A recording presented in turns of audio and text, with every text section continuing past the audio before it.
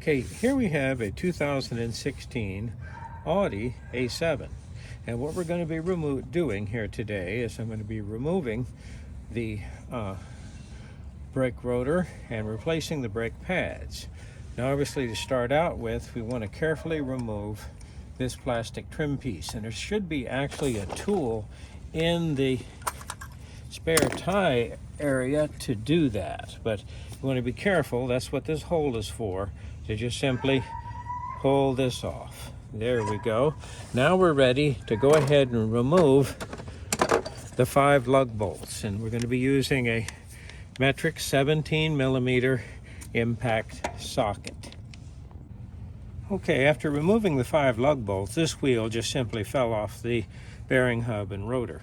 Sometimes though, especially with vehicles where the wheel has been washed over and over again, especially with any type of wheel cleaner, sometimes this area can corrode and be a little difficult. And if you are having to pry the wheel off, you always want to go between the face of the rotor and the internal spoke of the wheel, and that way I won't mar the surface of my alloy wheel. Okay, we got the wheel off. Okay, now what I've already done is remove the top of the master cylinder's brake fluid reservoir, and I have removed a volume of brake fluid from the master cylinder reservoir. Now that's real important because I'm going to be retracting these pistons, and I'm going to be reducing the volume of my brake system and forcing that fluid back into the reservoir. So obviously, if I don't have a sufficient airspace, that could cause a real problem. So we've already done that. Now, before going any further, we want to take this opportunity to go ahead and remove these Torx fasteners. This is a 45 Torx, so you want to carefully remove this. And normally it shouldn't be under a tremendous torque, but obviously in this case it is. So we want to make sure we have the correct Torx driver and go ahead and remove our Torx fastener. Now this fastener is doing two things. It's holding obviously this dust shield, but it's also retaining the anti-rattle spring here for our outboard pads.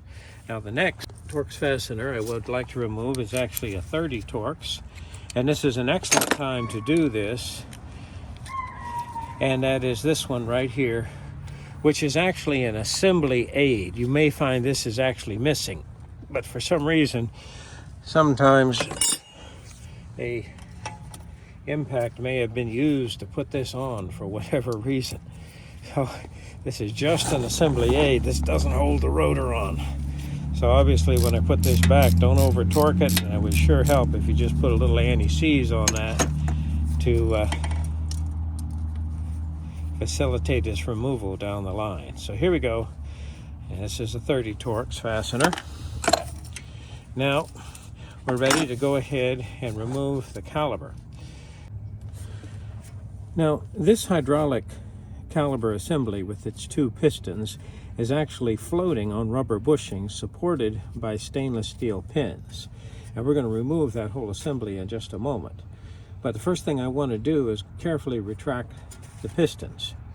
Now I would like to do that without marring the caliper. As you can see, someone's gone to a lot of trouble to paint this caliper red, and some of our like Brembo brake calipers, hey, if you scratch that Brembo brake caliper, that's really going to get the customer bent out of shape. So we want to be very, very careful. So what I'm doing is I'm just using these little C-clamps with rubber feet to go ahead and retract the piston. As you can see, as I squeeze these handles, sure enough, those pistons are retracting without any problem. That brake fluid is going up in the master cylinder reservoir.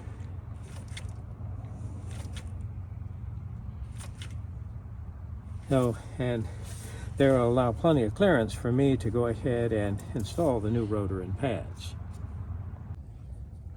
Because we're actually going to be replacing the motor mounts on this vehicle, we have removed the rotor and the caliper and the whole inner fender skirt, which is actually made out of a type of fibrous material.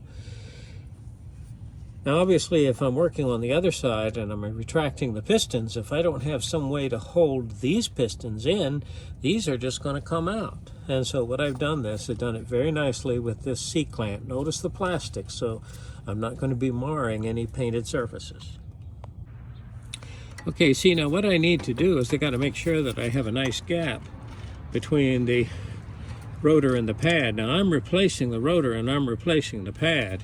Normally you want to be very careful about doing this because obviously I'm not doing the friction material any good on the pad, but you notice that I'm not touching the rotor at any location, so I'm not going to be marring or disturbing the finish on the rotor.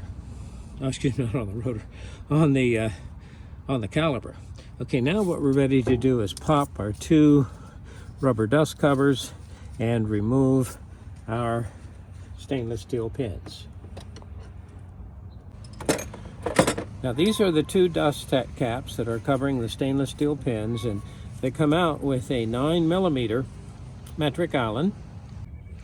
Okay, here are the 2 stainless steel pins, and these are rubber dust covers. Now normally what happens is you actually don't want any grease on these, and let me explain why. Because I'm depending upon the flexibility of the rubber bushing to help retract the pad. Remember that the piston will only move a few thousandths of an inch normally. So if I grease this, well, that kind of defeats it. What happens is now this is going to slide within the rubber bushing and there won't be any elastic retractive force.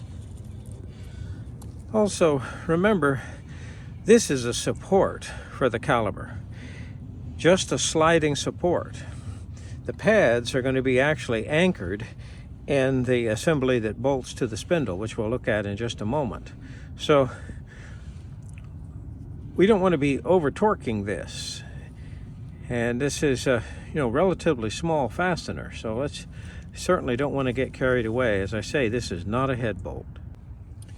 Okay, now remember, before I can remove the caliper, I have to remove we'll call this an anti-rattle spring. This is going between the hydraulic caliper and the outboard pad, and this is just providing a spring tension. Okay, here we're ready to remove the caliper, and so that's what I've done.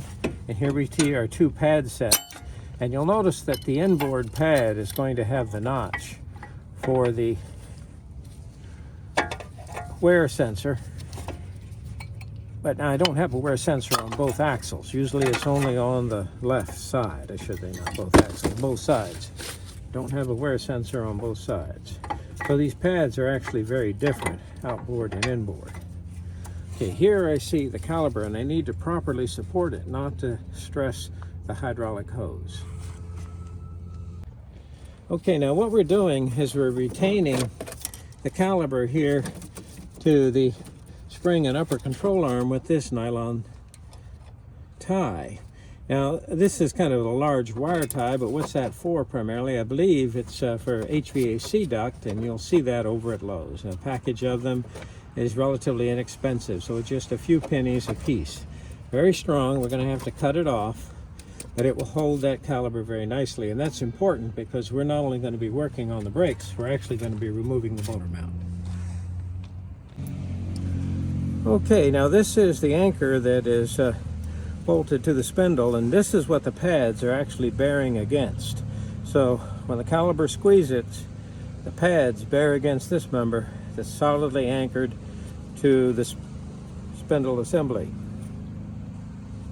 This is where my aluminum pins